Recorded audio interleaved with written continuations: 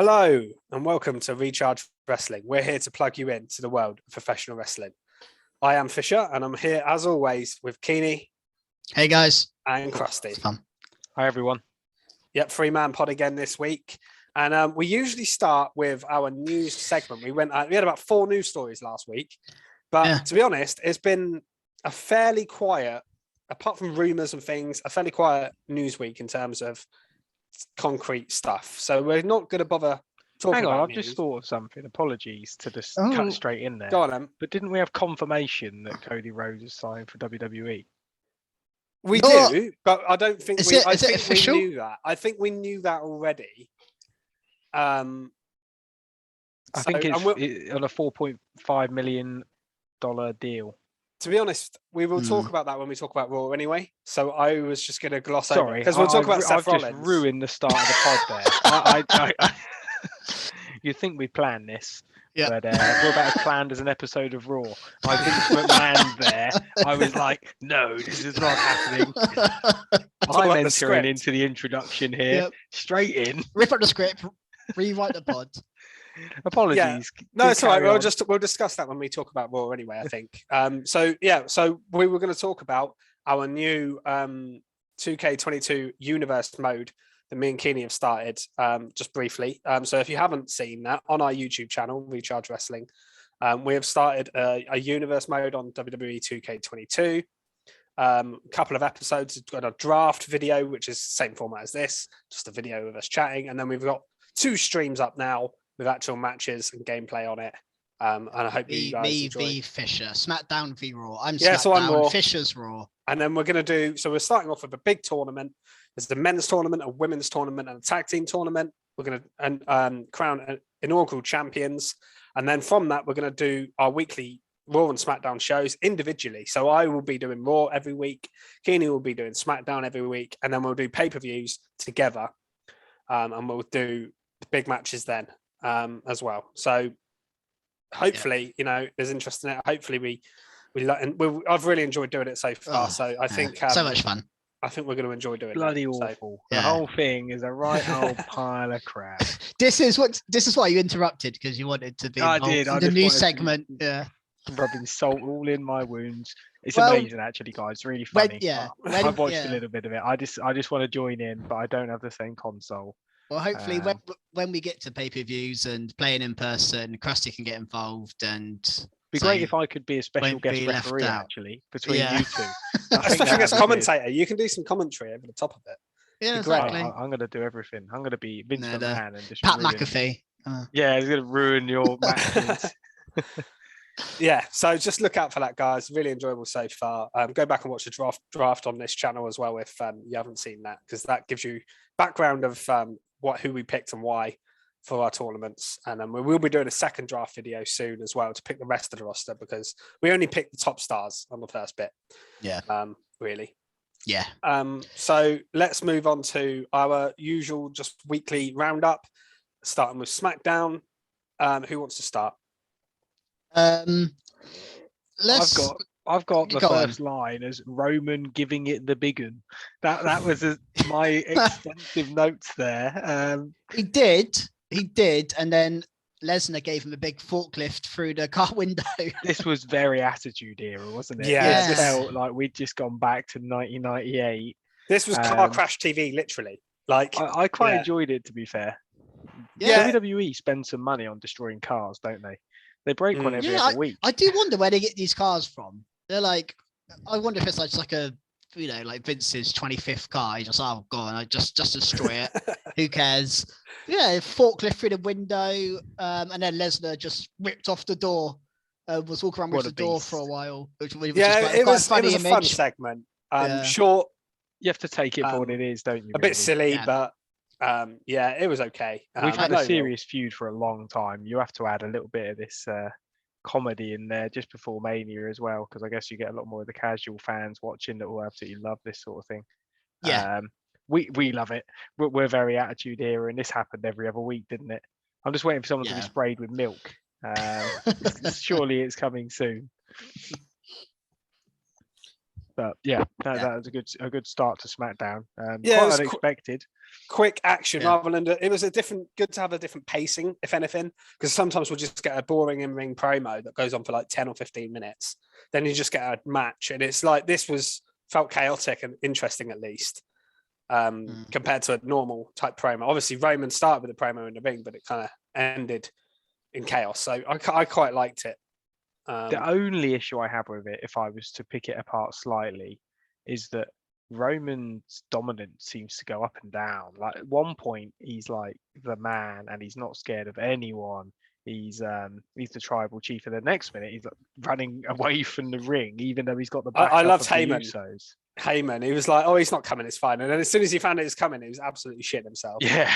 I think that was what panicked Roman. I don't know, but it's just it's weird. But I agree with what you're saying. Like sometimes he seems not bothered at all, and then for some reason he seems a little bit scared here. I mean, I would be scared if I knew he was coming out with a forklift. Yeah, I don't think anyone expected that. Even the forklift driver. Yeah, they got nicked. Anyway, it was good, mate. Yeah, let's move on. It was a nice forklift. Should we move on to the closing angle of the show? The other sort of big main event angle. Between Charlotte and Ronda. I think last week we all said that we weren't really into this feud so far. Felt it falling a little bit flat.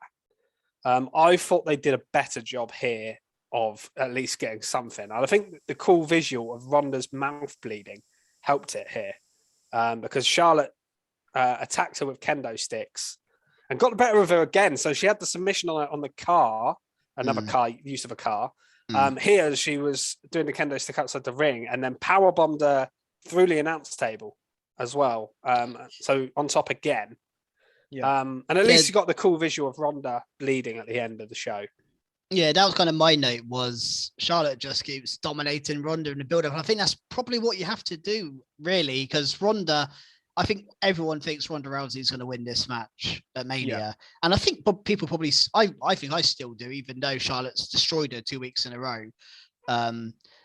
We got the go-home angle. I think the next week of wrestling, again, it's barely to look ahead, but I think it's going to be big because it's the go-home for Mania. Yeah. So we're going to have surely these angles are going to be really set up nicely. But so far, Charlotte is dominating Ronda Rousey in kind of the street fight aspect, which I said last week, Charlotte to beat Ronda in a wrestling match seems like it could happen. In a actual fight, you think Ronda would get the better of her, but I think they've done a good job with making Charlotte look as strong as she possibly could in the build up to this. Yeah, I completely agree. It's kind of building up to that potential.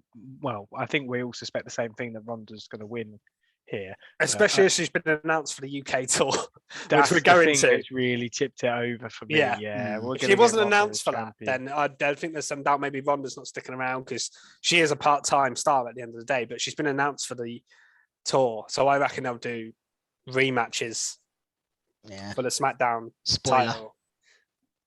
That's what I think. Spoiler. I think we're going to get Ronda Charlotte matches. There, just repeat them forever and ever. So Jack paying $4,000 to see Ronda v Charlotte. We'll probably get it the same match for random. No, I know you're going to WrestleMania. We're going to have to mention who that is. Yeah, Jack's going to WrestleMania. Yeah, which I'm very jealous of, by the way. Yeah, he's a member of the Robot Republic. We're very jealous, but we're going to see the exact same match. Well, we might not. We don't know. But that's not a prediction. That's a spoiler. It won't be as good though. I mean, it is quite funny. I reckon we'll get a load of WrestleMania rematches at that show, because it's like 3 weeks after. So then moved on by then, though. We could also wait till WrestleMania Backlash, which is just WrestleMania repeated, isn't it? Exactly. If that's last year's anything to go by. But let's when's Backlash? What day is it's usually the pay-per-view after Mania. I have no idea. I don't know if it is this year. I don't know if they've changed it all this year. It's just last year they called it WrestleMania Backlash. I was kind of taking the piss that they kind of that was stupid. Called it that, which is such a stupid name. Anyway, we have gone on one hell of a tangent here, so let's get it. We have SmackDown. I want to mention Kofi Kingston and his incredible throw-in. Did you guys see this? Incredible throw-in? Yeah, he had a match with Ridge Holland, and then they evicted Butch and Sheamus from ringside, and as they're walking up the ramp, Kofi got like Sheamus's scepter thing and threw it, and like I think he actually hit one of them. He proper launched it. It was a really good throw. I don't know if you remember Brock throwing a Money in the Bank when Strowman was Money in the Bank years ago, and he launched the briefcase and it like hit the Titantron, like broke it. Don't know if you remember, it was like an amazing throw. Like Lesnar. I like the way you were just watching everybody throw stuff. Yeah, and expecting us to remember it. And I think it was quite a memorable moment, I thought. And I think Kofi throwing this again, it's such a great accuracy. I mean, it can't be easy to throw something from the ring to the ramp, but fair play to him. That's what I had on this match. What did you guys thanks think for that lovely throwing segment. What did you guys think of Ridge Holland v Kofi Kingston then? I'm Ridge Holland won. To see him straight back in the ring, but I guess that's the confidence that they have in these superstars, and sort of proves it definitely was an accident with Big They're keeping Butch out of the ring at the moment, although he did get beat down after the match. Yeah. Interested they're keeping him away from the ring. Yeah, I liked the fact he was going absolutely crazy afterwards. I think they're going to make him proper like mental. And I quite like that angle actually. And I think they'll keep his in-ring debut for Mania. If assuming they're doing some match there, I think they'll probably keep him fresh for Mania, and then he get his in-ring debut. That's what I would do. We are okay. We've actually got 2 Smackdowns, haven't we, till Mania? But so far, nothing announced for these guys yet for Mania. So yeah, I have a theory of what's going to happen, and part of that leads on to it's not going to be my skip mark. But it's something that bothers me. Okay, go on. So Ricochet is the new Intercontinental Champion. It wasn't featured at all on this SmackDown, which makes me think he isn't going to defend the IC title at Mania, which I think is wrong. And the IC title hasn't been defended for a year. Did you know that? Since the last Mania on pay-per-view. On the pay-per-view, yeah. Surely, with all that time to fill, you have to have an Intercontinental match. But I don't think they've got challengers. I think that's the issue. I mean, there is absolutely no one, unless you took one of the guys out of Sheamus, Ridge, and Butcher's group. You could put 2 of them against the New Day, and one of them. Well, this is my theory. I think they're all going to be involved in some sort of match. But my theory is, so Big E's out, and they've got 3 on 1 at the moment with Kofi, basically. Xavier Woods is back. He's cleared. We know that. So I think Xavier Woods will return this Friday, maybe on SmackDown. They'll do some sort of, they'll probably do 2-on-2 or Woods 1-on-1 or something. And it wouldn't surprise me if they use Ricochet as the guy to level it up to make a 6-man, just to get him on the card. That would be a shame for Ricochet. It would. It would make sense though, and I think you could then take the challenger out of that match. Yeah, I reckon it'd be quite cool. I know they won't do it, but I'd quite like to see Pete Dunne face Ricochet at Mania for the IC. Just do it. Why not? And have Sheamus and Ridge feed the New Day. It'd be great, but I really don't see it. I think Fisher's Fisher's idea is more likely. I just had a thought to get him on the card to even that up. So I thought they were going to do 2 matches there, but I think they're going to combine that into one. Yeah, to one. I agree. And out of that feud, you'll get, and then the Backlash, you'll have it defended. That's what's going to happen. Then maybe you do Ricochet v Butcher Backlash, or Ricochet v Sheamus. I know we've seen Ricochet and Sheamus a lot, but Ridge. Yeah, you could do that at Backlash or something. Yeah, for the IC title or on SmackDown or whatever. Yeah. Wouldn't surprise me if they go down that route. As long as Ricochet is on the card, because if he misses out on Mania, I'd be mad. As a champion, that seems to be a guaranteed ticket to Mania from what they were talking about the other week with the tag team title. Yeah, exactly. Yeah, to not have a champ on the card would be bonkers with how big the card is. It's 2 nights, kind of allowed, you know. A match we do know is happening is Sami Zayn and Johnny Knoxville, and we had the stakes raised here. Sami Zayn asking for a anything goes match, or this is just going to play into Johnny Knoxville, isn't it? This match is going to be crazy. I think it's going to be a better match now. I've heard this announced, and I will say that. My question to you guys is, what is Johnny Knoxville going to do? Because he's going to do something mad. He's going to jump or fall off something mad. It's going to be like on fire.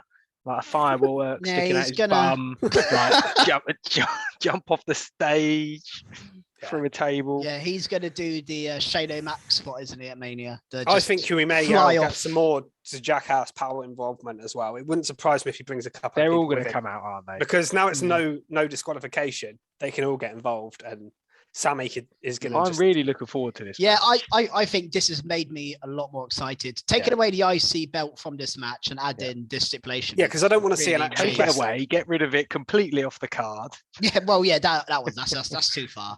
But I don't want to see Johnny Knoxville as IC champion. No, Which this could be great, actually. I think it's going to be really enjoyable. I think it's going to be enjoyable. It's going to be mad. I know a lot of people have sort of said, you know, it's a bit of a joke that Johnny Knoxville's wrestling in a match at Mania. And there's a lot of people that aren't on the card. Happens every year. But to be honest, yeah, it does. It's happened. People moan about that, you know, it's happening now. Celebrities at Mania has gone back from look at WrestleMania 1 and 2. Like, honestly, it's always happened. And also, can I just say, Johnny Knoxville is a trained stuntman. Like, he'll be entertaining. Yeah. He is probably going to be safer at taking his bumps than any he's as close to they've had as before. He's as close to like a wrestler than most of the people we have. Exactly. He's more qualified than Bad Bunny was, even though he was. He'll be safer than Jake Paul, who's on the card. Well, you say he's safer. Well, he might not be maybe not to himself. I mean, yeah, he is going to hurt something, but he's used to it. He loves it. Staple himself. At the end of the day, it's his. He obviously wants to do it, and it's his risk he's taking. So yeah, yeah. I don't have a problem with this match at all. I think it'll be fun. No. What else from the SmackDown? We had a apology from Pat McAfee to Austin Theory. I thought this was good. On Vince's order, says Austin Theory, but he used some good lines in here. Pat did. He's a really good promo. Yeah, I think I think the storyline may end up with him actually losing his place in commentary because they want him to be in a more of a presence on the show. I can see that happening.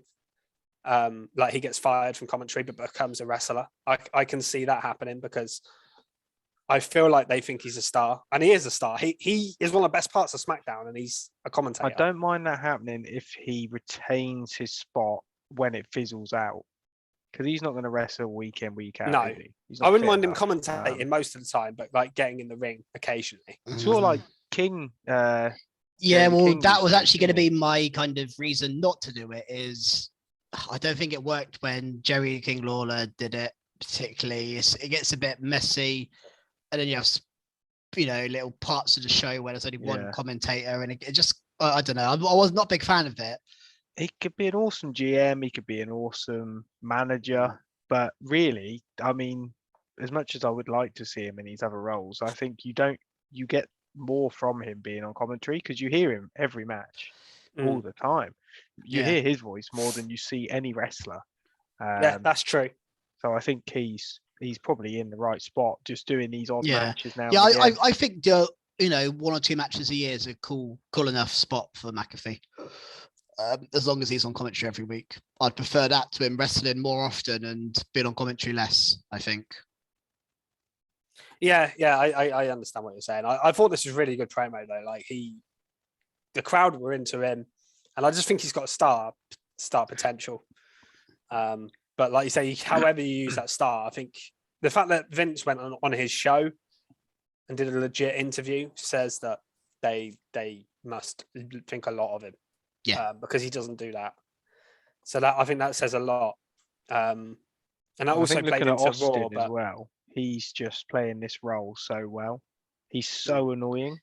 Yeah, it's kind of the perfect matchup, isn't it? Really. Yeah. He is so, like I say, just so annoying. Austin Theory. You want to punch him, don't you? Yeah. He's brilliant, and his selfies, and he's just.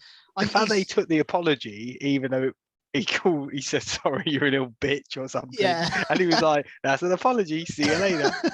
And off he went. And I like his music; it's just so annoying as well. Yeah. Just A-Town down. And I'm a huge Theory fan. I love this guy. Yeah, I think he's great. Yeah, love him. Anything else from SmackDown? Yeah, I thought there was a really, really good match on the show, actually. Ruined a bit by the finish, but the SmackDown women's tag match, the women's tag match was excellent on this show. Rhea and Liv v Sasha and Naomi. It's not really a surprise with those 4 in the ring. They're all really good. But the action, like the crowd were really into it. They were chanting, "This is awesome" and stuff at it. Some really good spots. There was a good Tower of Doom spot in the corner. Really, really good match. Obviously, a bit ruined by the finish, which was kind of predictable. I knew it wasn't going to get a finish because Zelina and Carmella were outside on commentary, and I thought they were just going to interfere in the match. But actually, they didn't at the start, and it was Shayna Baszler and Natalya interfering. And then obviously, Sonya Deville added them. We said we'd get another team added, didn't we? And I said it'd probably be Natalya and Shayna as well. And it was. So... Yeah, I mean, got to get everyone on the card. Just need to get more women on the card. I'm assuming we're not getting a women's battle royal this year because there's not many left over. No, although some of the people, and Doudrop. Yeah, there is a few. Nikki ASH. I'd have preferred them in a match, by the way. I'd have preferred Doudrop, Nikki ASH team than Shayna and Natalya, just because they seem to fit better as a team. But it is what it is. I mean, this all seems great, but surely it's just going to be Sasha and Naomi who are going to win the match at Mania. They can keep adding teams, but the only team that I think that might is Rhea and Liv, because I think they see something in them as well as a duo. I think they've got potential. They definitely fit better than Rhea and Nikki ever did. One thing I really don't think is happening is the champs retain. That is definitely not going to happen in that match. We are getting new champs. I just not don't know who yet, but yeah, the match itself here was really good, but the finish was predictable and kind of lame. Can you see us getting a Carmella? I forgot her name.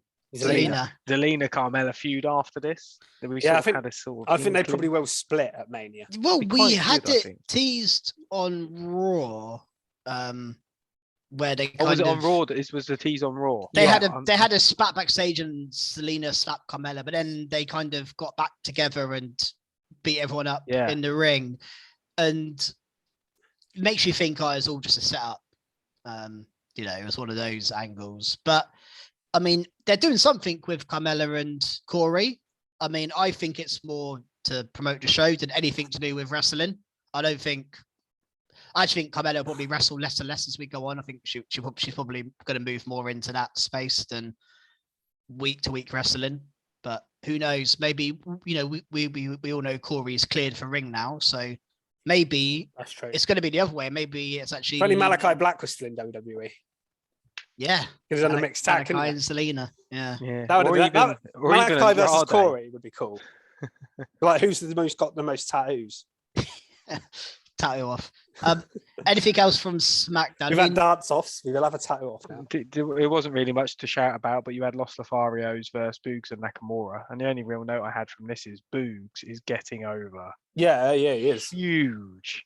He is absolutely huge. I like this new look he's got going on. I think it's quite cool, actually. It's going to be interesting whether they take the belts off to Usos at Mania and give them to Nakamura and Boogs. I think they may. I think it's a potential, definitely. And Boogs is being booked strong as well. He doesn't seem to lose ever. I mean, I don't know if he has ever lost a one-on-one match, but he's the one who he seems to win more. And even when he wins as a team, he's the one who gets the pin. So it's interesting. We also had Drew and the Viking Raiders against Corbin, Jinder, and Shanky, but can we just move on? That was average. Let's not bother. Yep, let's move on. Raw. So we did kind of segue a bit earlier with the women's stuff. And just quickly, before we move on to any of the main stuff on the show, we also had Theory and McAfee again here. Yeah. Where McAfee distracted Theory against Finn Balor.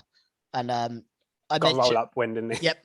I mentioned this last week, but they're keeping Theory in this IC title pitch. I think this is where Theory moves after Interestingly, Mania. There was no Damian Priest in this segment. I was a bit confused by that. Yeah, that was a surprise. I thought Damian Priest was going to come out and even the odds or something. Yeah, but I think whoever wins at Mania, I think Theory might be next. Yeah, possibly. He's been like the third wheel in this IC title feud. US title, yeah. Sorry. But yeah. Oh, just quickly. Well, we mentioned the women's stuff. So, does anyone have anything? Well, I might as well shout about to top mark. Straight in really with his top mark. Yeah, please do. It can only be one thing for me this week, and there was some good stuff on other shows. Obviously, Dynamite was strong, but my favorite thing of the whole week was the opening to Raw. Absolutely top tier trolling from Kevin Owens. The crowd went nuts. And I loved the camera work on this, where they showed the crowd, they went around everyone, and everyone was going, oh my God, like going crazy, getting their phones out, jumping up and down. Because Stone Cold's music hits to start the show. And it doesn't just hit. And it's not just Kevin Owens. It's Kevin Owens dressed like Stone Cold. He's got a bald cap thing. He had me, by the way. I fell for that. When it took me a little while to be like, oh, that's not Stone Cold. I thought it was. Because, like I say, again, the camera wasn't zoomed in at the start, so you just see a bald guy walking out. You know, it's not too dissimilar build to Stone Cold either. He's, you know, kind of is a good. I honestly thought he'd shaved his head at first. I was like, oh my God, he shaved all his hair off. So did I for a second. I was like, he's proper gone for it. But yeah, he comes in, just amazing. The crowd reaction to it was unbelievable. The boos and stuff. And then not only that, he did it again. Because he cuts a great promo as well. He's such a good talker. Loud chants for "We Want Austin," and then the music just hits again, and he's staring down the ramp as if it's Austin, and then he just slowly starts laughing and going, "Oh, you fell for it twice, you idiots!" Amazing. Just brilliant stuff. And then to complete this segment, it got even better when the cameraman or someone about at the side of the stage chucks in the beers like Stone Cold would, and he was deliberately not catching them. And then gets the guy to pass one to him, and then he just stunners him and does the beer bath and everything that Stone Cold used to do. Yep, amazing. Just brilliant. And how to build a match. This is perfect of how to build a match or segment. Well, it's just a segment, yeah. I think it could end up being more like a match the way it's going, but this is how you build it with one person building it. It's amazing. The guy Stone Cold doesn't even need to be there, and Kevin Owens has done such an unbelievable job that he's made me so excited for this segment without Stone Cold even doing anything. Do you think we're waiting for Mania, or do you think he may be there on Monday Night Raw? I think we wait till Mania. Yeah, I think you have to wait to Mania now. Surely, I don't think you need Stone Cold on that. I honestly don't think you need him there. You could do it.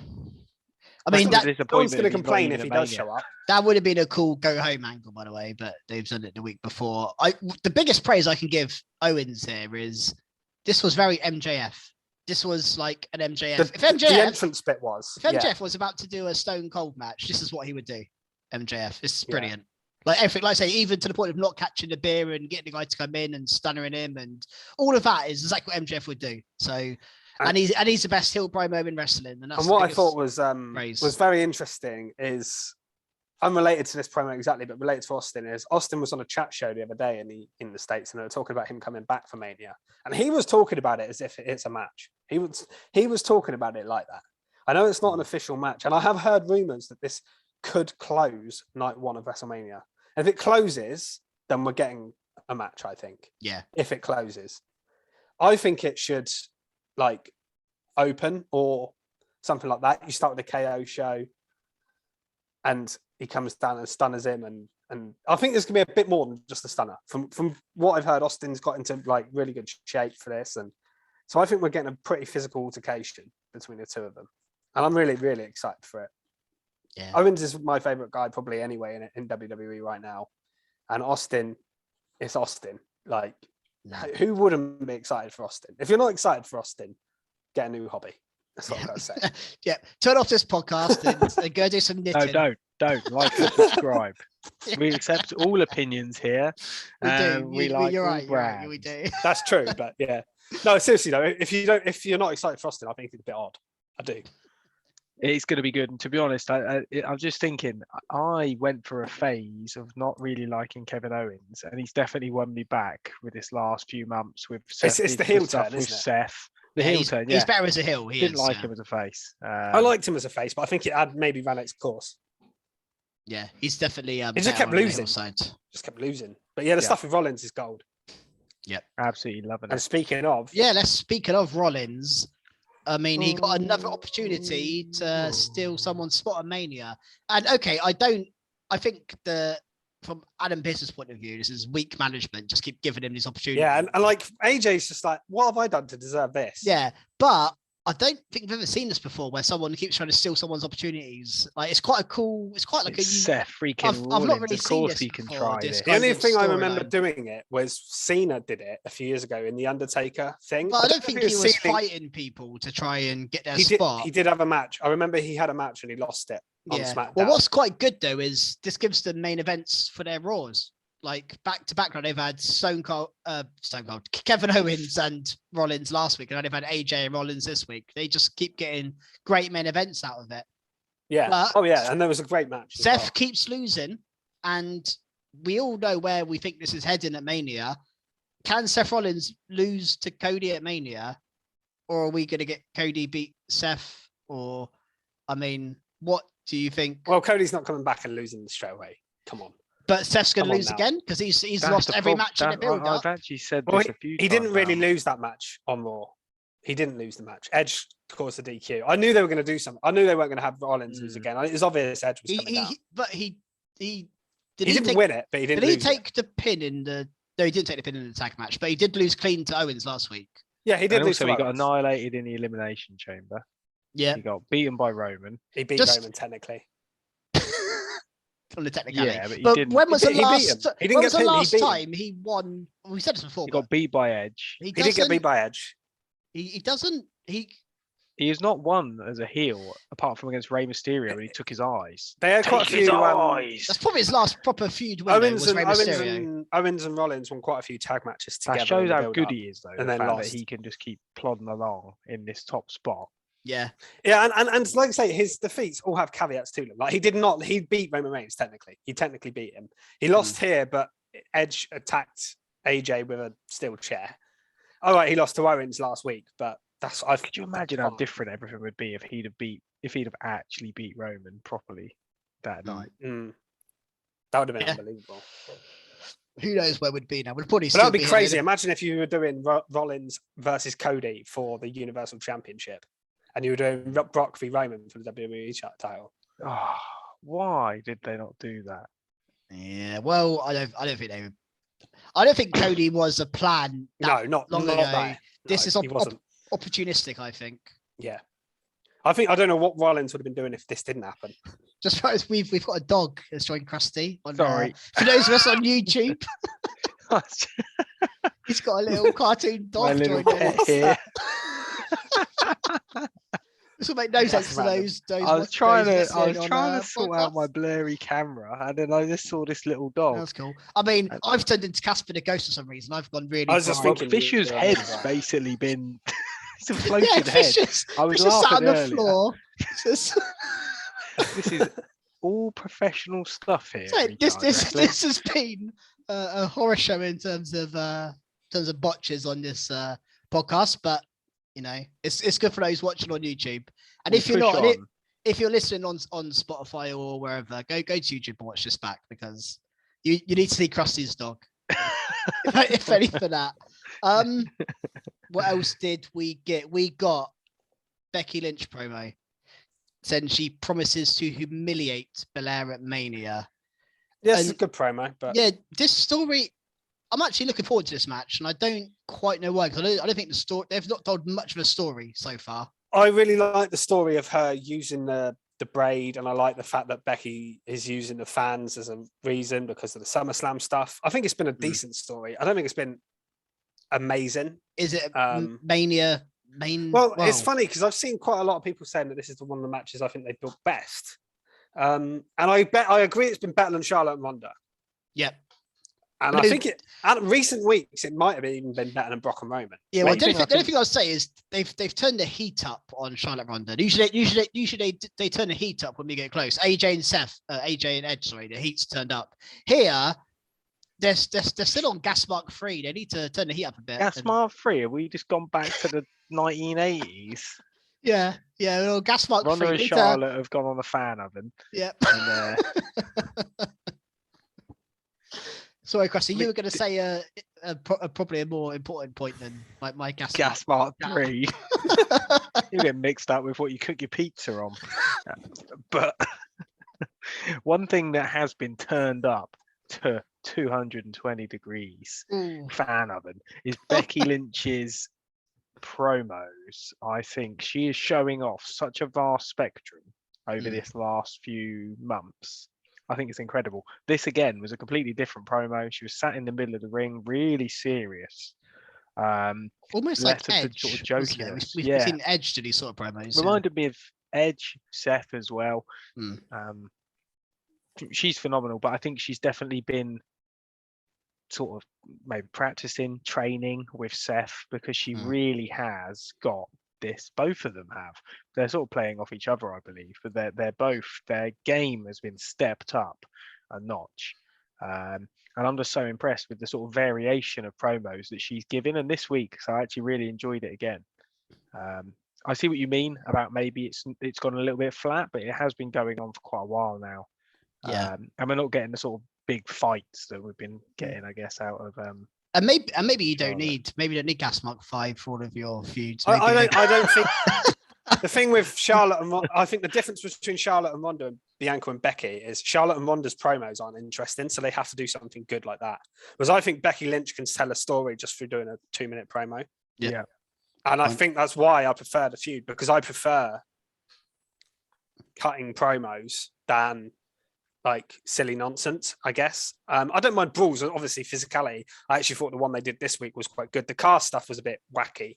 But yeah, this one wasn't bad. But I just forgot to say about the Rollins thing as well. We didn't mention the crowd. We mentioned last week that we weren't sure if the crowd's really into Seth. We said last week we weren't sure if they should bring Cody out because we weren't sure the crowd were going to be bothered until Mania. We were wrong, because they were going nuts chanting Cody at Seth. And he even mentioned it. He was like, I don't talk about rumors or something. Yeah, that was interesting. He actually acknowledged it. So I thought that was very interesting. And I just thought, I mean, it was in Chicago. I didn't realize that Raw was going to be in Chicago this week. And our Chicago crowds are wrestling hardcore fans that know their stuff. So they're going to know about Cody coming back and they're going to care. I'm assuming Raw's probably in another city like that next week where it's... Yeah, they'll put out the big guns. So I'm sure, again, you're going to get... If Cody does come out next week, he will get a reaction. I actually think they should now, in a way, because I think you wait Austin, I think leave that. But I think you need one of these things to set up Mania. I think Seth's... Well, yeah, you've just reminded me what I wanted to say now, Fish. Yeah, because I've forgotten about this point. So Seth... said he's going to lock down Raw, hasn't he? He said, I'm not, until I get my match.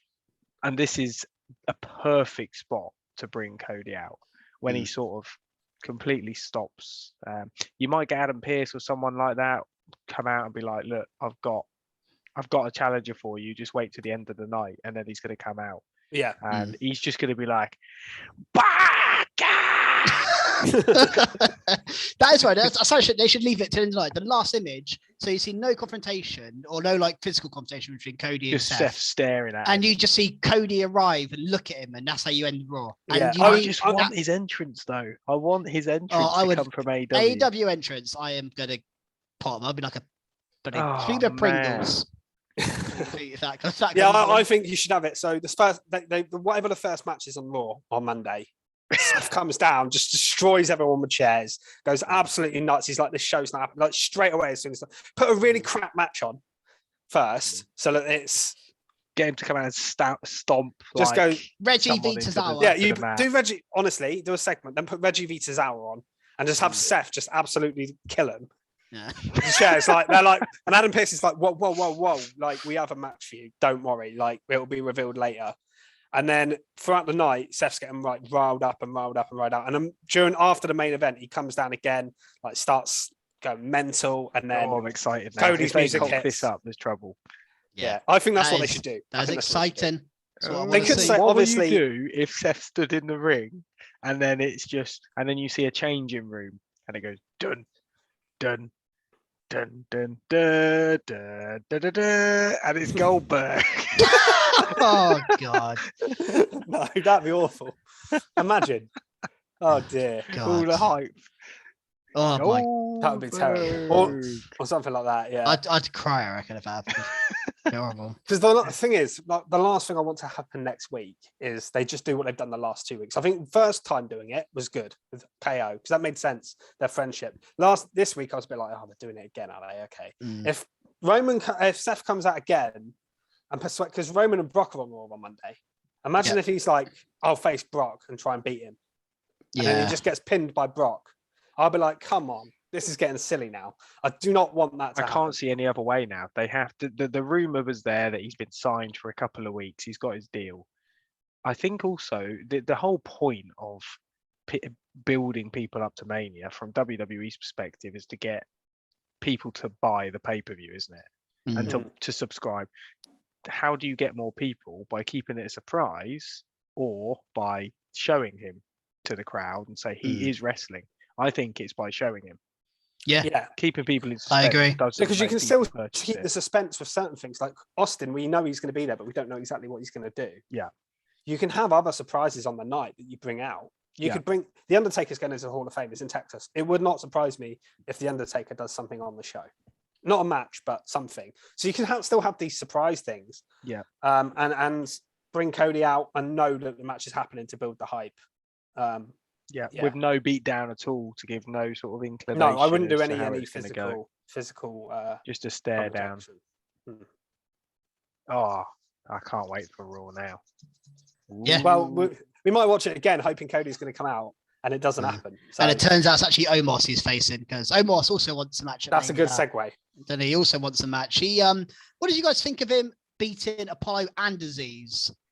Yeah, they're done for. Aren't they? Poor old Apollo Crews. He was IC. He was IC, US or IC, one of the two. IC champ a while back, and now he is getting squashed by Omos.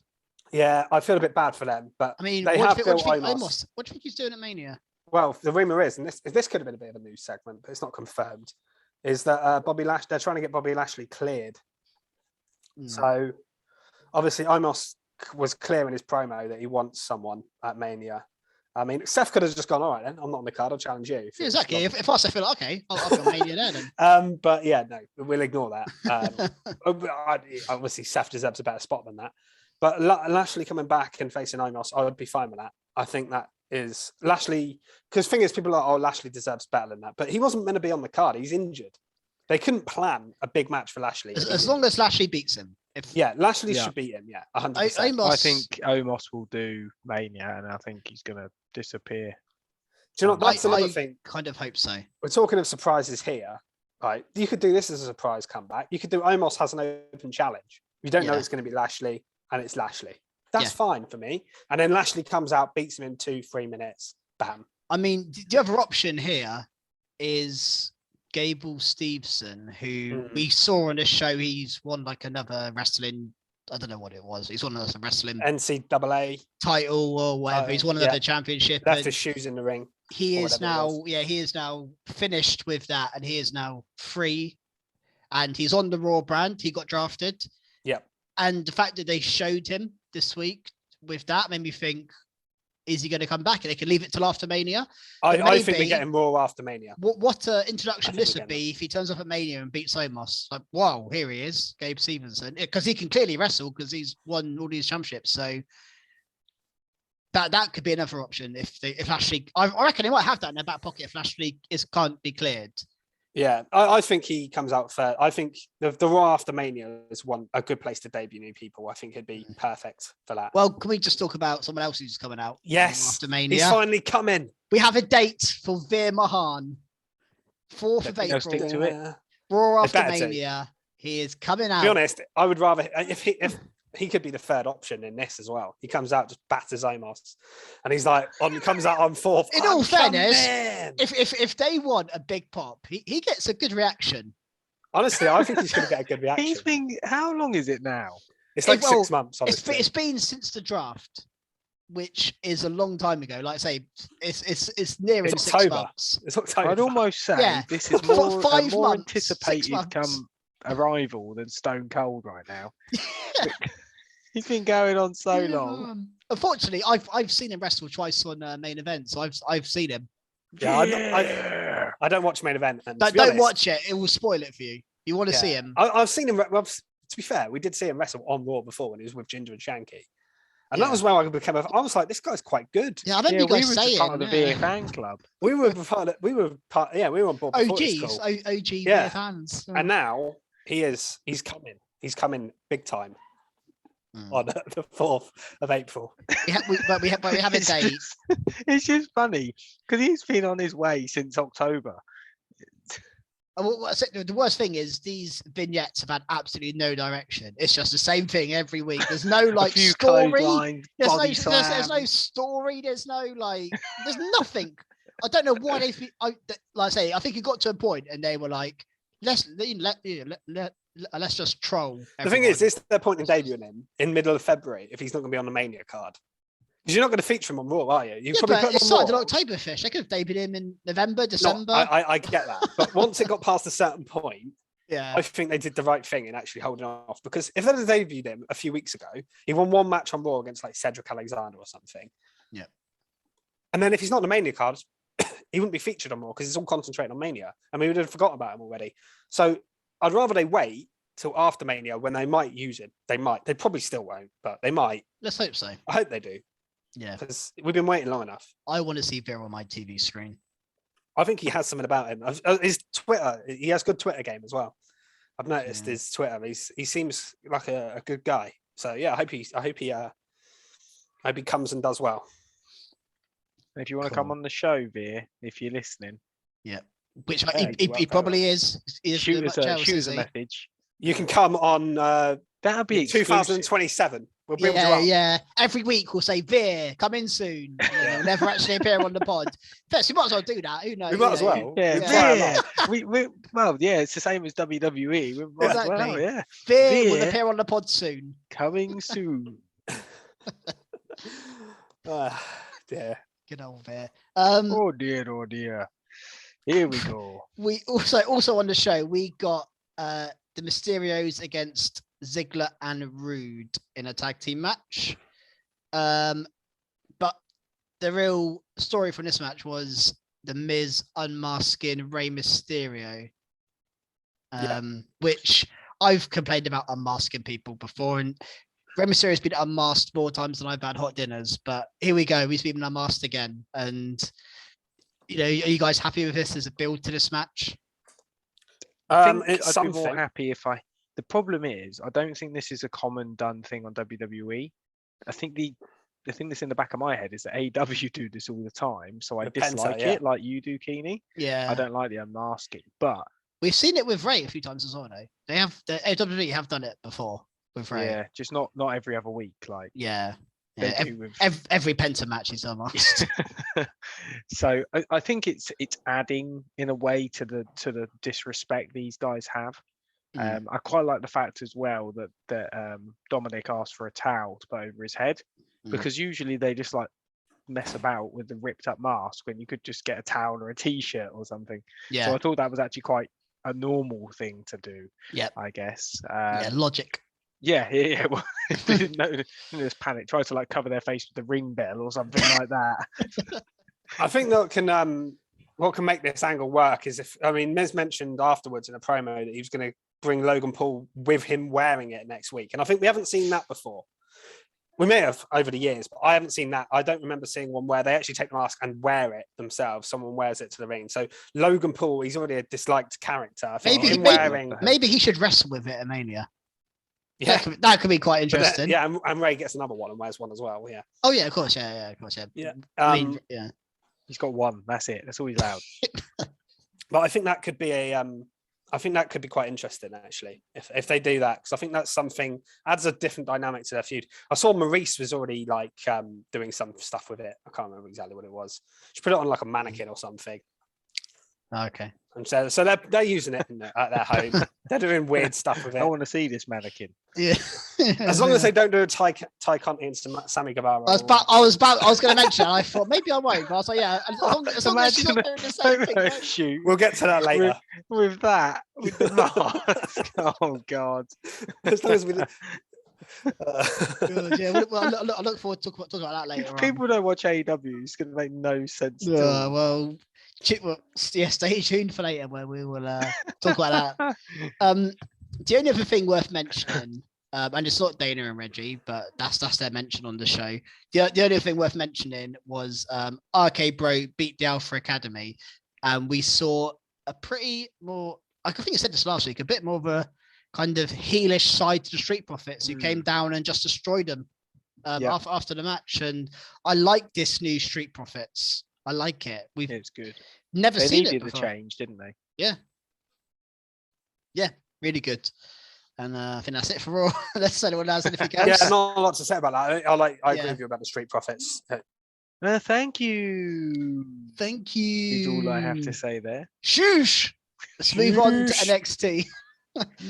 And I might kick off with a skid mark here for NXT. If here he comes. If you guys will allow me. So actually, the match itself was really good. We had the main event, KLR and Io Shirai against Wendy Chu and Dakota Kai, where we had KLR and Io Shirai win. Cool. That's probably what we expected at the start of the tournament. They're going to win. Yeah. What I don't like about this is the fact that they said, "Oh, rather than go for the tag titles, we'll actually just face Mandy. We'll just join the women's title match with Mandy, and now it's a fatal four-way with Cora Jade and Mandy." And it just kind of makes a mockery of the whole tag tournament, because the whole point of it was to win against a tag team title match. And they've said, actually, no, we'd rather go for that. And now they've set that precedent. Like, why would everyone not do that? Why would you not go for the main women's title if you can? Well, it just shows that they don't care about the tag division at all. Although I have heard speculation that could be because of an injury to one of Gigi or JC, but I'm not sure. That's not been confirmed. But yeah, I agree with you. It does set a bad precedent. I think it's a stupid idea to do a tournament for a tag team match and then they face. And also, Cora Jade would be well pissed off. She came out and helped them. I'd be like, hang on a minute. Yeah. I had a one-on-one match with the champion here, and you've gone and invoked this clause on that. So I'd be pissed off if I was Cora Jade as well. Yeah, it just doesn't make any sense. Like, nothing's kind of built to this at any point as well. It's just really weird. Like, just out of nowhere, we're just added to the match. And when they said that, I was like, no, that's a joke. Like, there's more to this, but no, they're just added to the match, and now we get that fatal four-way at Stand and Deliver. One thing I did love, be a good match, I'm sure. In this match, there was a spot with it's Wendy Chu again. She always comes up with like these weird spots I've not seen before, and she Io Shirai's doing her 619, the tiger feet kick. And she puts a pillow up in front of the Kai, and she just kicks the pillow. I thought that was a great little spot.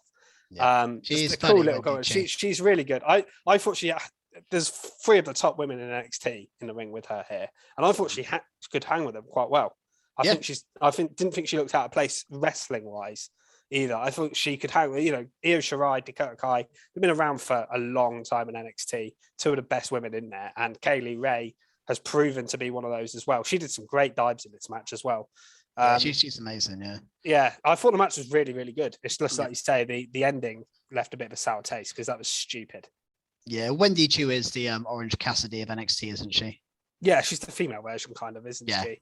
One thing moving on to another match. One match I really liked on this show, and I thought was brilliant, and was a good display of someone that I think is very underutilized, was Robert Roode versus Bron Breakker. Thought the match was absolutely brilliant. We got the full glorious entrance, which is glorious, which we love. I haven't heard that in a long time, and I just think it showcased Robert Roode. Like, normally, if he has a singles match on Raw, he'd probably get 2-3 minutes and get pinned. He is really good. Like, it's easy to forget. And here, he hung with Bron Breakker. Like, they went toe to toe. Obviously, Breakker wins, which is the right decision. But I thought Robert Roode was really, really good in this match, and the crowd are really into it. It felt like a proper. I was shocked because when it came on, I was like, "What is this match on in the middle of the card?" I forgot that the women's match was happening. Obviously, that main event, it made sense because it's the final of the tournament. But yeah, to have this as like a random match in the middle of an NXT card was really, really good. Really good match. Yeah, we had Breakker kick out of the glorious DDT as well, which I don't know if I've seen anyone kick out of that before, but possibly. I'm sure they have, but Robert Roode matches. I don't really see him doing it very often. No, I can't remember last time I saw a glorious DDT. A long time since I saw it, but that was good. We also got some more advancements in the North American ladder match. Solo Sikoa beat Roderick Strong in the opener. And we also had Grayson Waller beat A-Kid. And then we had Carmelo come down and say the last spot will be a losers triple threat match between A-Kid, Cameron Grimes, and Roderick Strong next week.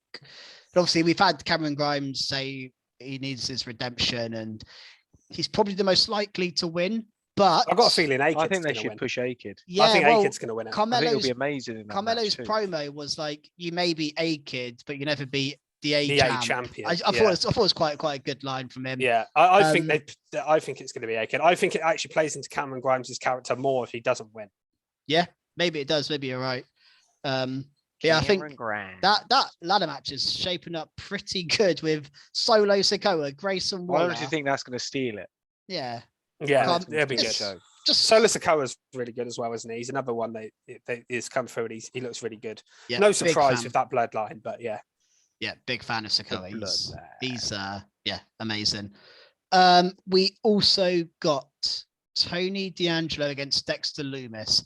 So this was a weird night for Dexter Loomis, Indy Hartwell, Persia Pirotta, and Duke Hudson. They were involved for a lot of this show. We had Tony D'Angelo against Dexter Loomis, and Tony D'Angelo went to use the crowbar, taken off him by Indy Hartwell, and then Persia took it off Indy. Then inadvertently it hit Dexter Loomis, and Tony D'Angelo got his win. And then we had a Ciampa attack on D'Angelo after the match. That's a match set up for Stand and Deliver. Yeah. But we got then later on backstage, Dexter Loomis Dexter wasn't talking, but Duke Hudson with Persia and Indy and Dexter. And Dexter drew a picture of Gunter. Yeah, because Persia was saying, my man can beat anyone. You know, your man lost, my man can beat anyone. And then Dexter Loomis just drew a picture, and it was a picture of Gunter. And they were like, okay, that's who he's going to face. Yeah. And they obviously had a match later on. And oh my God, the chops. Yeah. You could hear, I'm surprised I couldn't hear him from here, honestly. If you've not seen pictures of Duke Hudson's chest, check him out. It's that beautiful. Guy. I love watching him wrestle. Anyone who fights Gunter. I just love watching him wrestle. I don't care what his name is. His name could be, I don't know, anything. Literally the worst, stupidest name ever. Well, I think Gunter's close, but yeah. Yeah. And now we have set up what we knew before, but Stand and Deliver match, LA Knight v Gunter. We're talking about Seth Rollins losing all the time. LA Knight, I know you're a big fan, Krusty. He's definitely going to lose to Gunter at Stand and Deliver. And maybe that's where he moves up after that. Imagine if he doesn't. I mean, I love LA Knight, but I think you have to keep Gunter as strong as possible. Yeah. Gunter's the guy to beat Braun. I know Braun Breaker's not even champ yet, but Gunter's the guy to beat Braun Breaker. Yeah, it is. LA Knight Gunter's going to be mad. LA Knight's going to I loved his line. He had a great little promo here as well. We called him what did he call him? Blockhead dad bod son of a bitch or something. Oh like that. Yeah. Really good line for LA Knight. Yeah, that's what he first said about it. Yeah, that was funny. It owns the fact that he's like so arrogant on the mic and then just keeps losing all the time. He's brilliant. No, again, last week he was hanging with the Miz on the mic and matching him. We were speaking about Seth losing all the time, and it's not damaging him really. So yeah, he is similar, one, isn't it? Similar, LA Knight definitely. We had the Creed brothers beat Grizzled Young Vets. I mean, Grizzled Young Vets. I have another one. If you want to talk about losers, teams that lose. They're a bit of it's a shame. They're an afterthought. Yeah, they were a really now they're a bit of a joke team on NXT, which is a shame. But we then got some masked figures on like the title. Oh yeah, this bit was interesting. And just again, I this kind of mystery of who attacked Creed brothers. I mean, at this point, I don't know anymore. I got no idea who it was, but that's going to be interesting when that gets. I'm guessing that's going to come out. I reckon that Stand and Deliver, someone's going to come out and attack the Creed brothers during the triple threat tag match. Briggs and Jensen are going to come out and attack them. And Briggs, maybe Briggs and Jensen. I don't know anymore. If you think it's MSK, MSK are in the match, so I don't think it's them. I think you're right. I think that's exactly what will happen. Right now, yeah. And I think it's Briggs and Jensen. I honestly do. Yeah, this week they made me think, okay, I don't think it's anyone involved in the match. I think it's someone separate. Like, it can't just be Imperium. It could be a new team, by the way, that we haven't seen. It could be a good way to debut a team. Yeah. Yeah, it could be. Maybe it's Jacket Time have gone really hardcore. I'd love it if that's Kushida. I give a Jiro Kushida just. I'd love it if Kushida's doing that. That would be great. Anything else from NXT? Just having a quick look at my notes now. Actually, I think that's pretty much it. I mean, Elektra Lopez beat Fallon. Henley, I know you're a big fan, Fish. And Zion Quinn said he's got Draco Anthony's back against Joe Gacy. And that's the only notes I had. They're not even really worth talking about. Yeah. Yeah. Oh, there was a Chase Uni segment that I thought was not bad, actually. Yeah, there was. Andre Chase is funny whenever he swears. I thought Bodie Hayward was really good in this as well, because he was doing what Chase does, and he goes, "Where did you learn that from?" Yeah, he's like, "Well, to be honest, I got it from you." And then he's like, "It's fucking brilliant." It's really funny. I thought that was a good little. Andre Chase is funny. Shame he's pointless in ring. I don't want him ever in the ring. I just want him always doing his Chase Uni segments and swearing. Yeah, it was all right, that segment. I quite enjoyed it. I want to see an Andre Chase, Drew Gulak tag team, by the way. That's what I want to see down the line. Yeah, or feud. Or feud. Yeah, I think they'd have some funny. They'd be funny together, though, I reckon, with their PowerPoints and shit. AEW. I actually haven't got any notes for Rampage, so I don't know if any of you guys have before we move on to Dynamite. Yeah, I'm sure I have. Let me have a quick look. Here at what comes. Happened. Notes, Fisher. Oh, we got Butcher versus Darby Allin. Krusty's a big low key banger. Both. This was. It was good, yeah. Butcher is a banger. Butcher's come back, an absolute beast. Yeah. He's shredded down. I think he looks just like a nutter, which is just good.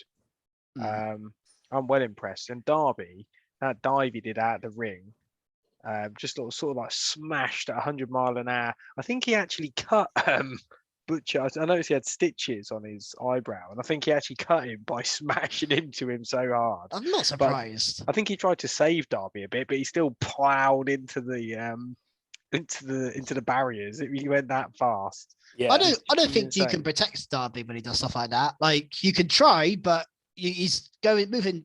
He's a human body moving at you that quickly. It's hard to stop. Well, once we spoke about Rampage, I'll segue on to. Yes, but I will say this match as well was interesting that Darby didn't pin Butcher here. They protected him a little bit. It was a rare count out finish. Yeah. I just thought they'd have Darby beat him because they don't seem to care about Butcher that much. They do now. He's come back. They actually have given him a bit of he also had a good bit of shine here. Yeah. I thought it was good in the other match as well that you were talking about, Krusty. It's also good. Segue on to Dynamite. Can I segue on? We can mix these two up, can't we? We don't need to. Let's move. All right. Like, who cares? See, I started it off chaos. We're in control. Continue in that chaos. So this is actually my top mark. So we had the 8-man. I don't know what it was called. Just tornado tag. Was that it? Texas tornado tag or something, wasn't it? Yeah, it was Texas as well. Yeah, that's it. Do whatever you want in a tag match. So Madness. We had Sting and Darby, the Hardys, who are incredible, versus Butcher, Blade, and Private Party, which I did think was a bit of random. Butcher and Blade getting into it, I thought was a bit random. Well, they're part of the AFO, aren't they? Actually, I'm so glad they were. This match was absolutely incredible. Don't know if I mentioned, but this is my top mark. I thought this match was amazing. So we started with Sting, just like diving out the ring. What an absolute lunatic at his age. Straight away. Just awesome. And then we just spoke about, Butcher and Darby both looking good. I think Butcher looks amazing. At one point, he was literally holding on to Darby Allin, just slamming him. Oh, yeah, into the railing. And then he went down them steps. I was like, oh, my God. Threw Darby down the Darby stairs. Launched down these stairs. What an absolute lunatic. And that was like 10 meters worth of stairs. This guy is insane, isn't he? I saw it was the most crazy spot of this match, was it? I know. Well, then we had something. They kept upping the crazy, didn't they? You then had Matt Hardy. It was like a double DDT or double leg sweep by Private Party through tables off the stage. Yeah. It was just mad. And then we had he's sealing. He's putting his stamp on AEW. Yeah, he's like, I wasn't allowed to do this in WWE. I'll just do it here.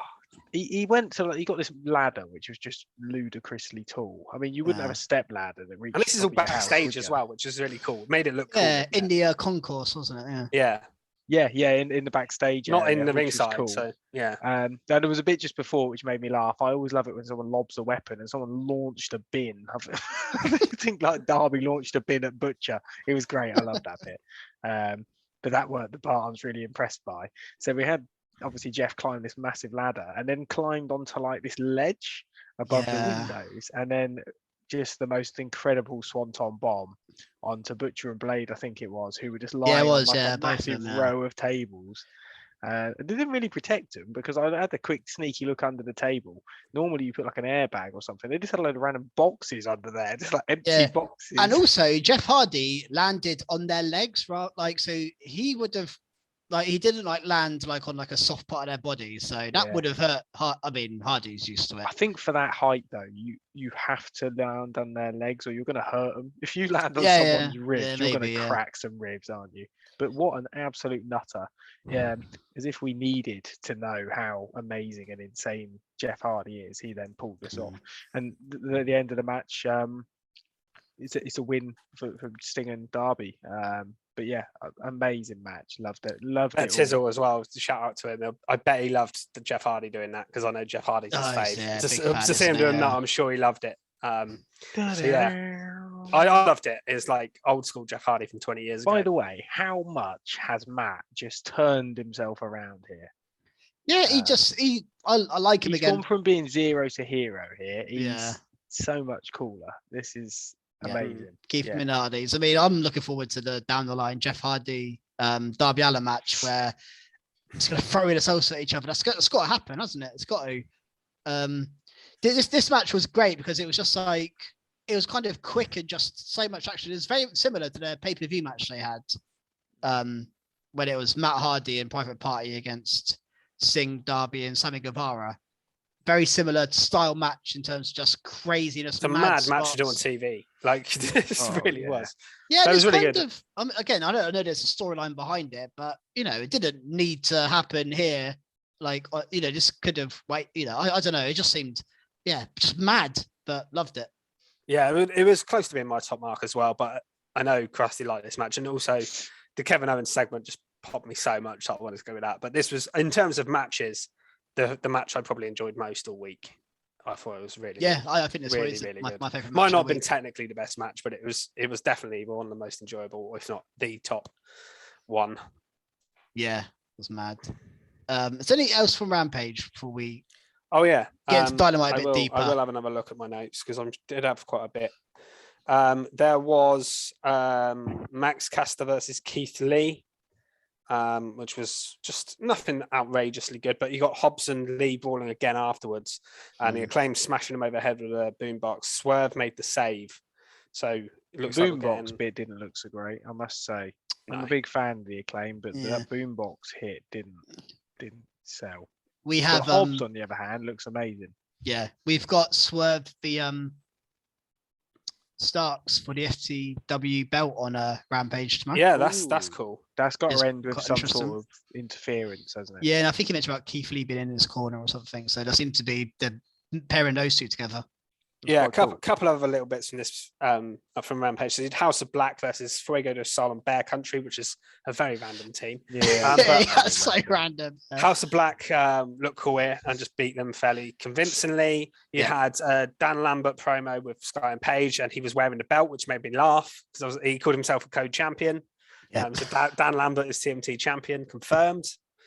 And you also had, leading into Dynamite, you had Layla Hirsch versus Red Velvet as well, which also happened again. You don't often see that where they repeat the same match 2 shows in a row, but they did do that here, which and basically do like similar finishes where Layla in the match on Rampage went to use the turnbuckle iron, whatever it's called, and Statlander stopped her. So the match on Dynamite, no Statlander, but then she uses the turnbuckle iron to win anyway. So just and they're one apiece. So I don't know if they're going to do a third match or they're just going to move on to Statlander and Hirsch again. I assume. I wouldn't mind if they moved on from this altogether and just I wouldn't about either. it. I wouldn't either. I would have preferred to have seen this go in a different direction for both Statlander maybe and Hirsch. Could have gone on to other feuds, but they don't seem to have many women's feuds, and that's part of my criticism. Yeah, this reminds me. I don't know if this was on Rampage or whether it was on Dynamite last week, but we saw Statlander remove her alien paint. Yeah, that's interesting. Like, yeah, she looks very different. Yeah, I like that she has done. I like the transformation. The alien gimmick has so much. There's only so much you can do with an alien gimmick and it not be. It was lame. Let's be honest. She's cool. I like her as a wrestler, but I thought the gimmick was. Yeah, was she's lame. great as a wrestler. Yeah. Yeah, just not as an alien. Yeah. Basically, so we started Rampage with CM Punk and Dax Harwood in a singles match, and I just want to say how great Dax Harwood is. Yeah, I'm a massive FTR fan, but this guy in a singles match, I think we actually saw him in a singles match fairly. I can't remember who against, but he did really well in a singles match before, and it just makes me think if there's ever a point FTR break up, and I don't think there ever will be or ever should be, but I think Dax could do all right as a singles guy. I do think. If there was ever a long-term injury, which obviously we don't want to happen, but if Cash Wheeler ever got some sort of long-term injury and Dax was on his own, he could definitely have a singles run. Yeah, 100%. I wouldn't break them up either. I'm with you. But yeah, this match was awesome. The crowd were really into it. Punk was like he's over everywhere, but it felt louder than most places here. Yeah. Really, really good match, I thought. And it really picked up, didn't it? Because it started quite slow, which is fine because that's kind of their styles anyway. But yeah, it ended up being really, really good. A couple of things I noticed from this match. There was a couple of near falls. Dax nearly won a couple of times with he got a springboard power bomb, and he also got in a sharp shooter, which plays into the Bret Hart stuff. And JR actually mentioned that it was a tribute to Bret Hart. So I think we're still going somewhere. It's going to happen, yeah. So yeah, I think we're still leaning into that, which obviously I think is pretty noteworthy. Yep. And after the match was a very significant bit as well, with CM Punk doing the belt sign to the crowd, saying he's going after the belt. They were like, "Oh, we don't know if it's a tag team belt, a mid card belt on it." I was like, "Come on, come on, we know what he's doing." Good impression of Tony there. Yeah. No, but I just thought it sounded more like Postman Pat. I thought that was one of those lines where that's the kind of line that Vince would feed to Michael Cole, and you'd be like, "You don't need to say that." Yeah. It was one of them, and he said it off his own back, and I just thought, that's a bit weird. We know he's going. I mean, it could be a swerve, and he goes after Scorpio Sky, but surely not. No. Surely not. He's going after Paige. I think after Paige and Cole. I think that would be the feud quite a after. Good feud though if he went over Scorpio Sky. Yeah, it actually. The Dan Lambert promos versus Punk would be mad. Yeah, they would be. Can I do a top mark? Yeah, that's right. If you guys, no I was going to segue onto a PGP. Segue, yeah, I'm going to go on to top mark. It is kind of a segue, but my top mark this week, and it could be most weeks, in all fairness, is an MJF promo. Believe it or not, shock horror. I don't think this is the first time it's been top marked. It won't be the last. But I thought he was brilliant here. He did mention CM Punk in his promo, which is kind of a link where he was saying that this isn't over and we'll fight again at some point. Yeah, down the one thing I found interesting before you say it anymore was I thought, they'll use this. You'll see this in like 6 months' time when CM Punk or MJF is AEW champion.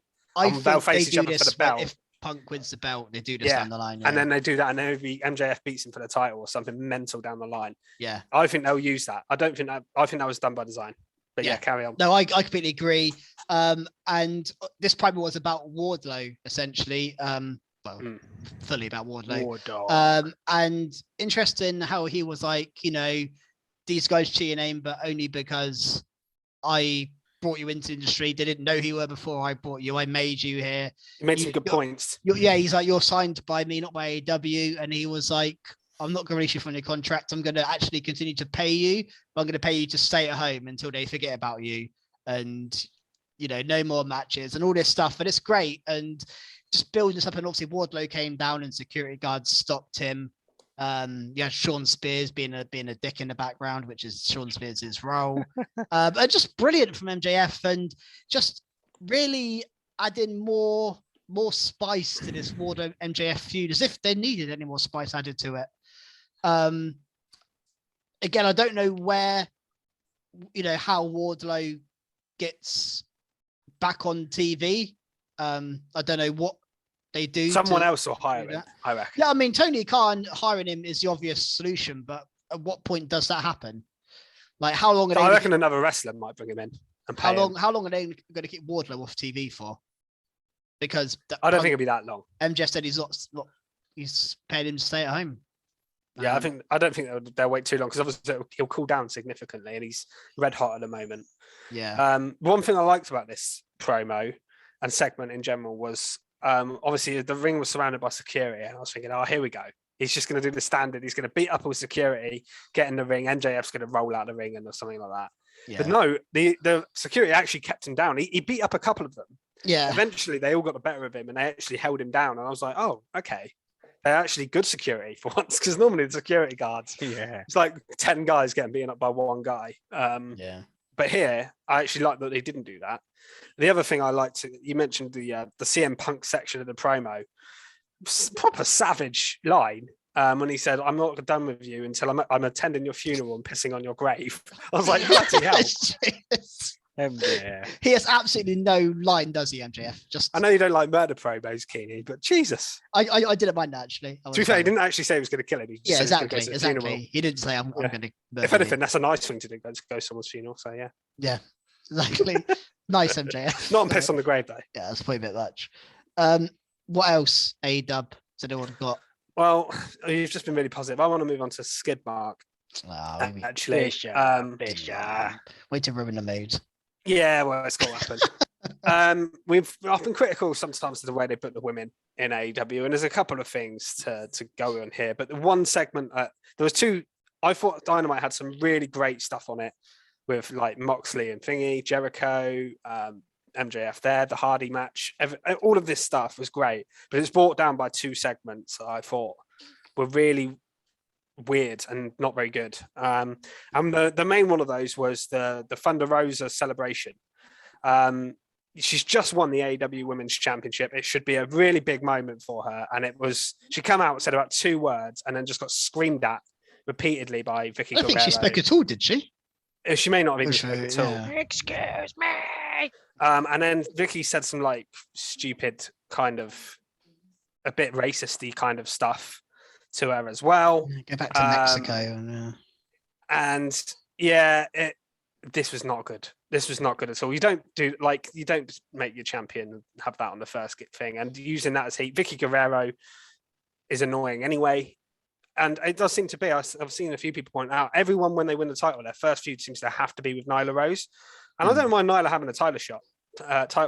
I don't, but when was the last time we saw her, though? We haven't, they haven't built her up. They could have used Serena Deeb or Layla Hirsch, someone that's been on TV that's actually won matches as a first heel, or even someone else like coming out and done a babyface challenger that has been on a winning streak or something. We haven't, But yeah, I just thought this was lame and a really poor way to book Thunder Rosa's first sort of appearance as champion. Really, really poor. Yep, completely agree with you. No, completely agree. Disappointed that they didn't give her that moment, especially since I think they've waited a little bit too long for her to get this as well. This should have been a really big deal. But on the other hand, I think this is going to be a massive win for her. I think the thing is, Nyla Rose, it is an achievement to beat her. So having her as her first opponent is not a bad idea. But you're right, they have done this before with Nyla Rose. So and it's more the Vicky Guerrero thing. She seems to be that person, Nyla Rose, where doesn't matter how much she's on TV or whether you don't see her for a while, she just is always pushed into that spot for some reason. Yeah. She's like that dependable person they go to for this spot. But yeah, I mean, you mentioned 2 poor segments on the show, and I think I know what the second one is. Sammy Guevara and Ty Conti's in-ring promo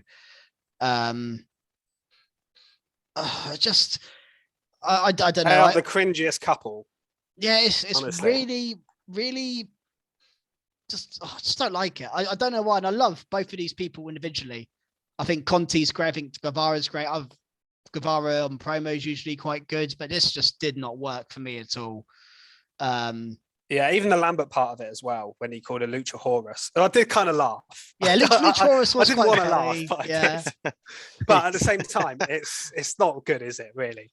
It was quite funny. And also he said Tiny Tim, and I was like, okay, that's kind of tame. That's kind of a tame name. And then he called her Lucha Horus, and I was like, but Lambert, the kind of bit towards the end where Sammy was like, "We're living rent free in your head," and then Lambert went Lambert went to kiss the belt, and then Sammy was like, "Well, if you knew what we did," or no, Ty said actually, didn't she? She was like, "If you knew what we did with that belt, then we're living rent free in your mouth as well," or something. And it was just people were saying, "Was this like Sammy should be a heel? If he's going to act like this, Sammy and Taylor should be heels because this isn't a babyface thing to do." Like this is crude. And I did see actually people saying it was very disrespectful to the title and stuff like that, which normally I wouldn't buy too much into, but I actually saw Eddie Kingston tweet saying this title is like a tribute to our friend who died, and you're talking about it like that, as in the Brody Lee thing. And I didn't think of that at the time, but no, I don't obviously it must have pissed him off that they actually said this, and not only said it, by the sounds of it, it actually happened because Ty Conte put a picture on Twitter that is, again, a bit silly. And I think the thing that's pissed a lot of people off is a lot of people have been annoyed with them on Twitter because they've been saying, our private lives are our private lives because of Sammy's controversial breakup and then this happening. And then they're posting stuff like this. It's not really keeping things private, is it? So I think they're getting a bit of heat from it. And I'm not surprised. I just didn't think it was a necessary segment at all. I don't really get why they did this on TV. Like, parts of it were like kind of funny, but not really. And what is that building? Sammy's part about like you have to do something to get something and things like that. I liked that bit, but I honestly don't think he needs to be on TV with Conte. No, you don't need to pair them up because they're a couple. To be honest, I want Scorpio Sky. Scorpio Sky should be the focus of this group, and it feels like he's not at the moment. And then also the other thing really is Paige Van Zandt v Conte, and we didn't really get Paige Van Zandt here, so that's why I don't think the segment even needed to happen. That's the thing. What was it building? Yeah, what's the end goal? Scorpio Sky and Paige Van Zandt v Conte and Guevara. Is that the end goal here? I mean, I guess so. Yeah, or maybe it'll be Paige's husband, because he did get involved, didn't he? Thing is, I don't think we care enough about this to care. It's almost a downgrade for Sammy, isn't it? Yeah, big time. Yeah, for both of them, Conte as well. The matches they've been having, they don't need to. I mean, it gives Conte something to do, but I don't want to do in this. I don't want to come across like this. This is. I didn't. Yeah, I just thought they were very. They did not come across very well in this promo at all. No, I didn't think they did either. Good skid. Good skid in. That wasn't actually my skid. My skid was actually the Guerrero thing. Yeah, it was. Yeah, you're right. But I didn't. I thought, both of them could have been. They were the only two things on Dynamite I just didn't like. But not really. I don't know. Just wasn't what I was expecting from Dynamite, really. No. Well, what we probably were expecting from Dynamite was Danielson and Mox to win another tag team match. They beat the Varsity Blondes here. Yeah. And we had the Mox promo after the match where he called Danielson his friend and called him the best wrestler in the world, or the perfect wrestler, whatever they're using to talk about him. And he said, if you want to, stand across from us is one thing, but if you want to stand side by side of us, then you have to kind of prove yourself. Yeah. And then a bit later on, we saw Wheeler Yuta kind of I thought this was a very interesting little development, and it was with Trent in particular. And Trent's reaction made me think maybe Trent's going to be the one that actually. I think Trent would actually kind of suit being in that group. Now I think about it. Yeah, and we've said before, Trent. He looks since he come back, he looks good, doesn't he? Trent. He looks like he could fit that group. I thought it was interesting, and I do think they teased maybe someone coming in from the outside you know, I've seen a lot of suggestions. People saying Cesaro should join this group if he came into AEW, which would fit as well. Obviously, Samoa Joe would be great, but I can't see that happening. That'd be incredible. Yeah, I think, like we said before, that'd almost be too good. I don't think that should be allowed. They should never lose a match ever if it's those three. Yeah. With William Regal as their manager, no, you know, they should never lose a match. Danielson and Mox should almost never lose. Yeah, well, they won't for a while. Too good, aren't they? They won't for a while. But yeah, this match wasn't as one-sided as I thought it was going to be. Varsity Blondes did get some offense in, and Regal was kind of like, "Oh, I am impressed with them a little bit." But what I loved in this match, actually, just a random commentary note: Regal kept calling Excalibur "man in a mask." He obviously didn't know his name or something, or he's pretending not to. Yeah. He said it about 3 times. He's like, "Man in a mask, you make very good points. I'm impressed." Man in a mask. And I just love the way Regal talks, like when he's praising someone or when he's telling someone off. It just and I also love that they called it. What did they call it? It's the Blackpool Fight Club or something like that. He did say that. Yeah, he did use Blackpool. Yeah, Combat Blackpool. Blackpool Combat. So yeah, Blackpool getting a random shout out. Looks like that's the name of their group. So yeah, Blackpool Combat Club. Yeah, I like it. I like that. Lovely. Anything else from Dynamite? Yeah, I think we've got to mention the main event. I guess. Jericho. Yeah, because I mean, I've been saying I really like the new group. Nothing special here. This is a bit of I wouldn't have had this as the main event, probably, to be honest. I probably would have had the Tornado match as the main event because that was mad. But this was good enough. I like their promo again before as well here. Jericho's taken up another notch, hasn't he? Yeah, and they had a good match. Inner Circle flopped for me towards the end. Yeah, they were getting stale. Yeah, they were getting stale. And he looks great as well. John Silver was awesome in this match. Flying around. Huggy. Just a good match, really. Not a lot else to say about it, but it was good. I mean, did you guys know that John Silver and Alex Reynolds were number 1 ranked tag team? No, but the rankings always. I didn't until this match. I love, by the way, how we were like running out of things like, is this Dynamite done? We haven't actually mentioned Adam Cole yet at all, or the championship feud. Yeah, the world champion. We had Cole beat Jay Lethal. Nice to see Jay Lethal on the TV screens. It was a really good match. Yeah. And he kicks out of his Panama Sunrise, the cheeky boy. Yeah, cheeky. Yeah, that's some really good. I love the counters here. There was a lethal injection into a super kick, and there was the last shot or the boom, whatever he calls it now, as well, was countered really nicely into. I can't remember what move it was now, but it was really cool. Really like this match for us. Yeah, nice to see Jay Lethal. We haven't seen him much, and he's a good wrestler. It's a bit of a shame, really, because he seemed to come in with he's into a cutter. That's big reputation. But he went for the last shot and he done it into a cutter, like an RKO. It was an awesome spot. Yeah, that was good. Yeah, and then obviously he made it clear afterwards he's still kind of. Yep, Hangman came down, then we had Jurassic Express came down. Yeah. And then Cole actually got the belt, didn't he? And kind of I want this match to happen soon. I think they need to get past this feud now. They'll have another good match, I'm sure. And then I want to see the ramp up for the next pay-per-view, probably be CM Punk v Paige. Yeah. I think that's probably the order of things, yeah. Yeah, I think the match should happen soon. I don't think there's a lot left in the tank in this feud. I feel like it's kind of fizzling out a little bit. I don't think it ever really got that hot. But it's kind of it's kind of it is. It's a shame. It's a weird one, isn't it? Yeah, it's not bad, but it's not. I want Omega to come back and have. Yeah, that's kind of what we're waiting for, isn't it? Omega Cole. No, I think that. Also, more. They haven't really followed up on that Don Callis appearance on the buy-in. I thought that. No, I'm a bit surprised by that. I thought that meant he was going to come back soon, and they've kind of just not mentioned. By the sounds of it, he's not really nearly ready yet.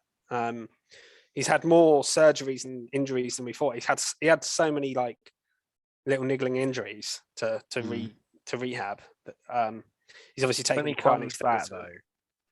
Yeah. Oh man, that's gonna be big. It's gonna be big, and we're gonna get him and Cole, aren't we? That's what we're gonna get. Yeah, surely. Yeah, that's the match we. Even they can have like almost a feud over who gets to face Hangman next. That'd work. Yeah. And then you have Omega win, and then we go straight back into that again. If Hangman's still champ, because he's not convincing for me as champ personally. If he goes up against Punk, I wouldn't mind seeing Punk win it. I wouldn't. we've mentioned him this late on, and the fact that even on the show he's appearing in the middle of the show, he's not main eventing, he's not in the main event slot, he's not so opening. much better on the build, didn't he? It's odd. Yeah, he just it's one of those has typical not worked things. as champ. Baby faces chasing the belt, they're hot, and then when they win the belt, unless there's a really enticing storyline with a hot heel, like it can just fizzle out. We've seen it so many times. They rushed this feud. Even his first feud against Lance Archer kind of come from nowhere. This is a bit of a rush feud. Imagine if they gave him MJF though. Yeah, well then it'd be great. Yeah, well, and they may well do that eventually. But when MJF goes for it, he needs to win it. Yeah. Yeah. Also, I guess his we forget about his Danielson stuff right at the start of his. That was good, which was pretty good. That was good. The way he won it in the early stages was good. I just feel like it's kind of fizzling out. That feud was insane. And he's not Moxley and he's not Jericho when they were champs either. He's definitely, of the 4 champs they've had, he's definitely the 4th. But in terms of the build to getting it, I think it was the best. Yeah, I agree with you. Yeah. Yeah, you're probably right. You're probably right there. Yeah. Yep. Good point. All right. Is that your bottom dollar? All from AEW this week, guys? Yes, I think so. Yes. Yeah, I don't think there's a lot else was there. Fish is looking through, see if he can see like someone sign in the crowd or something. No, I've just remembered some little random popcorn. I just remembered a random little thing from one of the matches, but it's not really that exciting. Oh, it's about Julia. You can't do that. No, I was just save your arms gone. I don't know. Going to head, shoulders, knees, and toes. I did to a floating head there for a sec. Anyway, carry on. Talk about Julia Hart. Julia Hart, just her sitting there with her like staring away from the ring with her one eye. Not really, just looking weird. I just wonder I think she's going to join the House of Black. That's what I think is going to happen. I hope so, but she has been wearing that eye patch now for about 2 months. Was it on this just segues off of the House of Black, but was it on Rampage or Dynamite that they had their match? Rampage. Buddy Murphy's finisher is insane. He got the pin. I can't remember. Yeah, it was really good. So good. The end sequence of that match was really good. Like they looked awesome together, like the 3 of them. Yeah. It was quite quick. Like it was an obvious match they were going to win. Matthews, yeah. It's really good balance of the group, isn't it? I think those 3. It's a good group. I just they get pushed a bit higher than they are at the moment. But it's so good. Can't push everyone at one go. Chiseled. He honestly looks like someone's painted him. It's mad. Yep. And that finisher.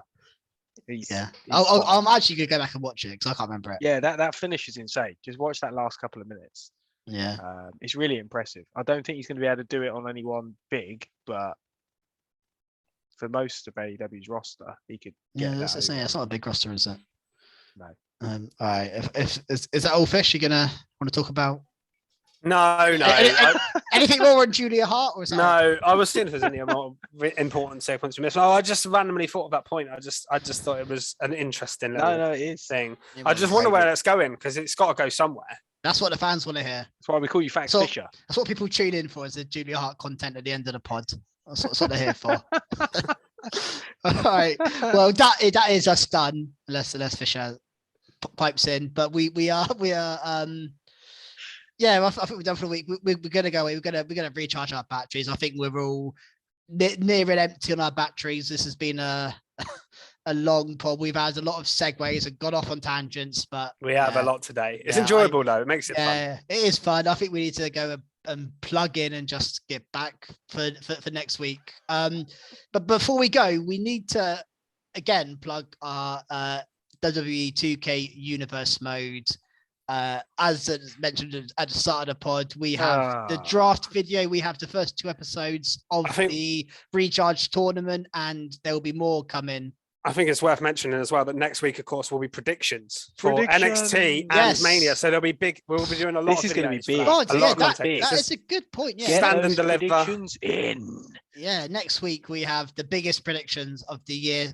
Probably. Yeah. I was gonna say so far, probably for the whole year anyway. Oh, it is. Yeah. It's Mania. It's stand and deliver. Yeah. So our pod next week will be the build up to Mania, and then we will be releasing the pay-per-view pods after the 2 Mania nights, which Yeah, and we've got Stand and Deliver to fit in as well. So I don't quite know how we're going to do that yet. I don't know how we're going to do that. I have no idea. Stand and Deliver might have to be a quick pod. It might have to be quick. Yeah. God, just Stand and Deliver. Unless the show's amazing.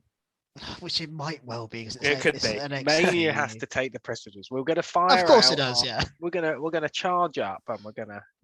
So we'll have a lot of videos on our channel. Yeah, the amount of content. Predictions. Yeah, so 2K like stuff. and subscribe just for the effort. Definitely follow us on Twitter for the predictions. You have to get involved in those. At Recharge. Thank you, Fisher. You have to get involved in our YouTube because we are going to be having. There's going to be universe mode. There's going to be prediction videos from all of us three. There's going to be the weekly pod. There's going to be specials for Mania, for Stand and Deliver. It's going to be mad over the next 7 to 10 days. Any news we get coming out, busiest time of the year for video wrestling on there. Yeah. This is the time of if you're not if you're on the fence for wrestling, to plug in. Get plugged in. I know electric is almost double or treble at the moment, but this is going to cost the same. So tune in. Exactly. Get involved. Twitter, YouTube are the best places to follow us. We also have Facebook as well. We don't use that much, but Twitter, YouTube, just you can follow us. Twitter, YouTube. Recharge Wrestle. We don't have Recharge stocks Wrestling in them, even though we've said it about 20 times. Twitter and YouTube. One more time. Also, Robot Republic. For those at the back. Better get that in. Follow at Robot Republic _ Better please them. They weren't good enough to get the full tag. I mean, we weren't either. We have Recharge Wrestle, but still, follow us, follow them, get involved. But mainly us. Follow us, and I think we need to go before we dig any more holes. So we will see you guys next week. Bye. Bye. Bye.